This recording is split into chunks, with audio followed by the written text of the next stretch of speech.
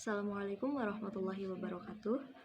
Perkenalkan, nama saya Salwa Aulia Subkiyah, kelas SA 6B dengan NIM 11910200073. Di sini saya akan menjelaskan mengenai pendekatan sosiologi untuk memahami agama sebagai salah satu tugas dari mata kuliah Metode Penelitian Agama dengan dosen Bapak Busro SUD MAG.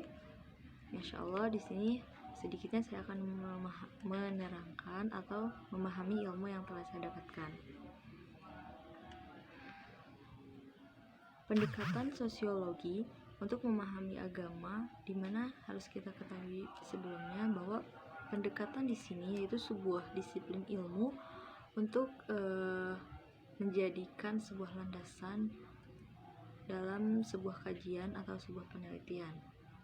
Kemudian sosiologi sendiri adalah ilmu yang mempelajari tentang hidup bersama dalam masyarakat dan menyelidiki antara ikatan-ikatan di masyarakat yang menguasai kehidupan itu sendiri.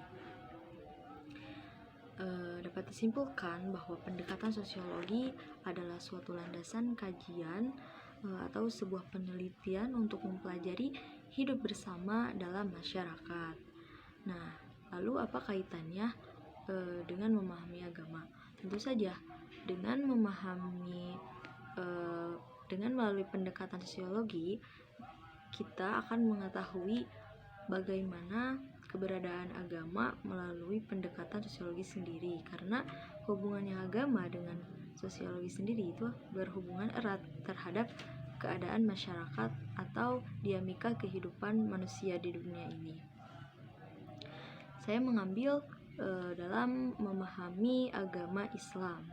Nah, agama Islam sebagai agama yang telah diajarkan sejak dulu oleh para nabi, para rasul, dan telah terbukti keberadaannya, di mana ajaran-ajarannya sangat terkait dengan kehidupan dari dulu hingga sekarang dengan kolektif dan sosial. Tepatnya itu tentang ketertiban baik personal ataupun masyarakat. Di dalam Islam sendiri melalui pendekatan sosiologi kita ambil yaitu dengan rukun Islam. Rukun Islam dalam agama Islam itu ada 5. Yang pertama yaitu ikrar, bersyahadat. Yang kedua, beribadah sholat atau melaksanakan sholat 5 waktu dalam sehari semalam. Yang ketiga yaitu melaksanakan puasa pada bulan Ramadan. Yang kelima yaitu ibadah haji ke Baitullah.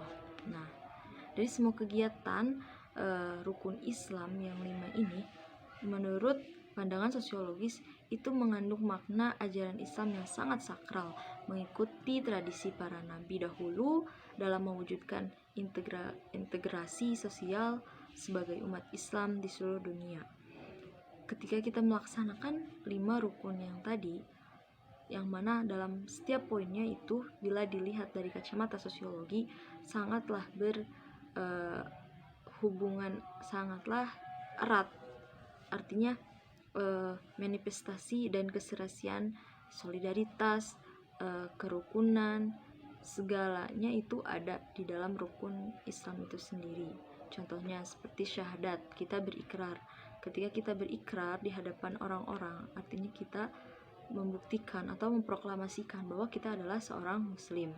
Jadi seorang akan memahami, akan menerima, dan akan mengerti keberadaannya tanpa dipertanyakan. Lalu dengan adanya sholat 5 waktu, baik munfarid atau berjamaah. Di sini kalau dikaitkan dengan sosiologi, ketika kita sholat berjamaah baik di masjid atau di musola dan lain sebagainya, itu secara sosiologis manifestasi dan keserasian, solidaritas, ukhuwah Islamiyahnya itu begitu erat.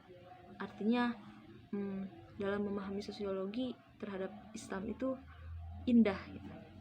Kemudian kewajiban membayar zakat, karena membayar zakat itu baik zakat fitrah bagi semua orang ataupun zakat mal bagi orang-orang yang kaya raya atau sebagian rezeki yang lebih untuk diberikan kepada orang-orang yang tidak mampu.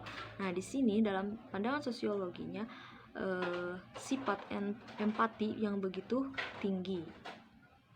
Kemudian berpuasa di bulan Ramadan, artinya menjaga diri dari hawa nafsu sendiri dan menahan diri untuk dimana hawa nafsu itu kita kendalikan terhadap orang lain. Jadi dengan adanya puasa tidak ada yang namanya pertikaian, tidak ada yang namanya konflik, karena dipagari oleh lingkaran norma dan nilai sosial sendiri.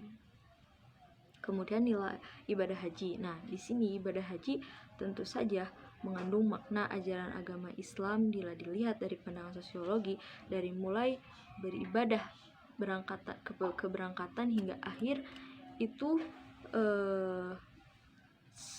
integrasi sosialnya tidak hanya dalam sekelompok orang, tapi bagi umat manusia di seluruh dunia. Mungkin tujuan dari pendekatan sosiologi sendiri yang kita pahami bahwa untuk mengetahui peristiwa yang ditemukan dan hikmahnya yang berkaitan erat, makanya ketika memahami ajaran agama melalui pendekatan sosiologi itu sangatlah penting.